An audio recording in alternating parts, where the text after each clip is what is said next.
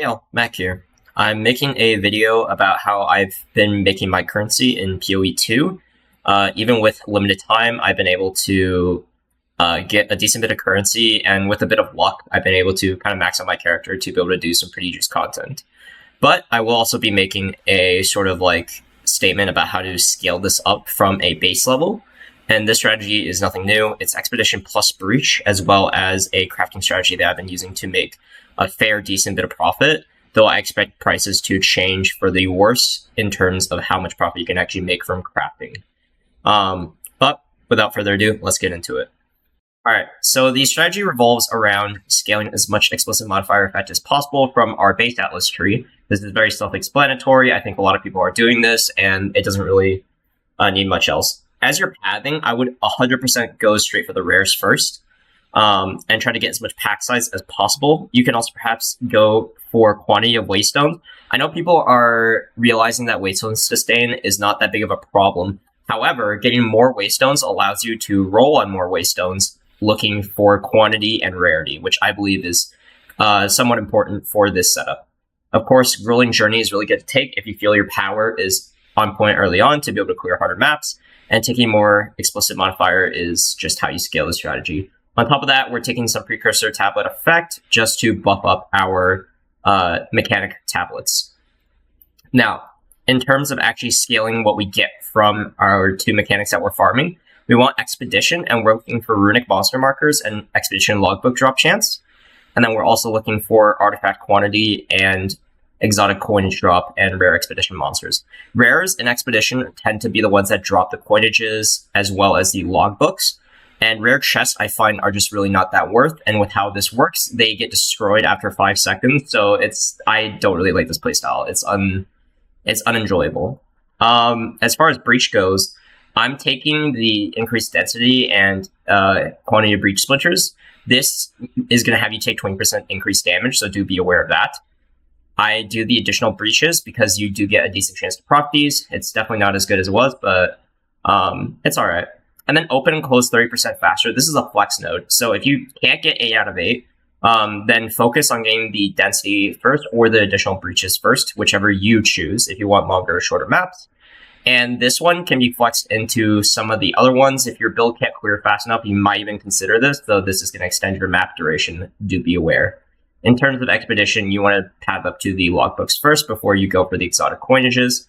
Though if exotic coinages reach above 1 exalt in value, I would actually go over here first. Now, you also want to try to get at least 2 points in Delirium. So Get Out of My Head and Would You Like to See My Face are the two best nodes, because you just get more Simulacrum Splinters, though this was nerfed, so it's not really that great either. However, you can find Waystones with Instilled Emotions already, and some of these can be quite valuable to run yourself later on as you get more power. You shouldn't really worry about Delirium if your build isn't strong enough to actually run Instilled maps, so just completely X that out if you're still starting out. The actual maps that we're running, ideally, we're looking for things like rarity, so increase rarity, and then increase rarity and quantity. These are the two things that matter the most. There is an alternative to take Unstable Energies and roll for 3 prefixes. How you can do this is with an omen called Omen of Sinstral Alchemy, which guarantees maximum number of prefix modifiers, meaning you'll only get 1 suffix modifier from an Orb of Alchemy, thus making your maps more rewarding and less difficult than if you were just to normally alch them. However, this comes with the downside of that 50-50, sometimes you're just going to get unlucky and you won't get the 25% more prefix modifier effect. But that is worth it if you are willing to spend even more investment per map. And still, my maps, they're all T15. I don't really corrupt for T16 because I'm looking more for currency than anything. And I'm instilling them with 3 guilds. And the guilds are going to be the pink ones, and they increase pack size by 8% per one you instill. I do 3 installations, causing 27% increased Delirious. So when you run these towers, you need to make sure to run them with 6 modded maps. That way you get 3 slots. Again, you need 6 mods on your maps, meaning you need to roll them rare. Assuming they start from white rarity, you roll them rare and you slam them twice with 2 exalts. You run that map, you only have 1 portal, so play to live. And once you complete it, you'll be able to slot in 3 tablets. you're going to want to put an expedition tablet, a breach tablet, and a precursor tablet. So again, what these do is this just gives you expedition, and you can add on things like rare monsters, expeditions, quantity, amount of logbooks. Any of those mods are really good. With precursor tablets, quantity, rarity are always king. You can add on rare monsters as a next.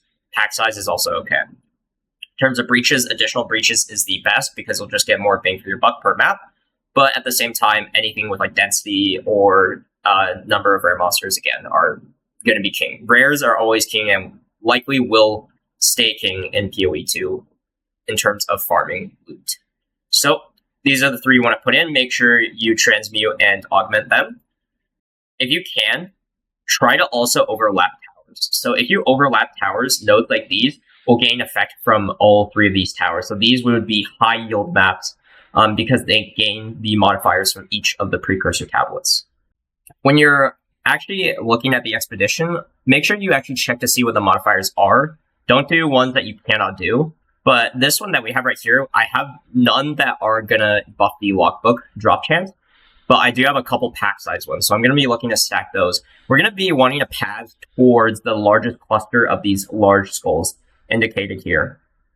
And you want to start out in one that is relatively lower.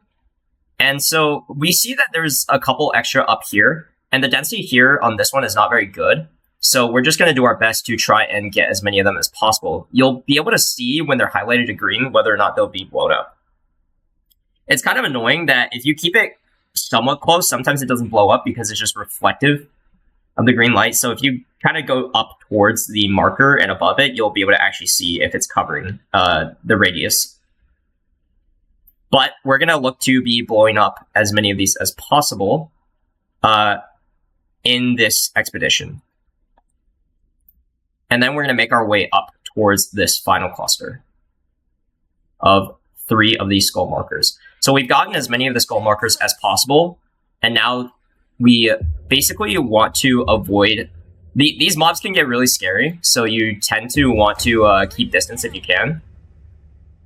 If you're playing something like Lightning Spear, it's a lot easier to just kind of range them. And also, clicking Barrage seems to really lag out my PC. Fantastic.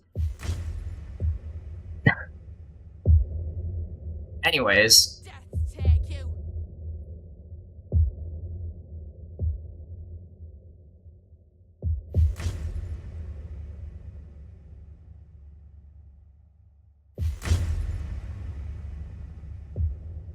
So you can see we got a decent number of rares from that, and we actually still have one more. But the main drops of note are going to be logbooks and coinages again. The artifacts I do recommend picking up as they are going up in value right now, and especially the Sun and Black Scythe ones. They are actually worth a decent bit. I believe the Sun are close to 3.5 to 1. There are 2 vendors that I highly recommend buying from, and that's going to be Gwenin and Tujin. Rog, I believe, is only really worth it if you're just okay with potentially losing value. I think rolling on Rog is very RNG because you're looking for armors, and a lot of armors are just... It's very variable. You have to deal with a lot of different bases.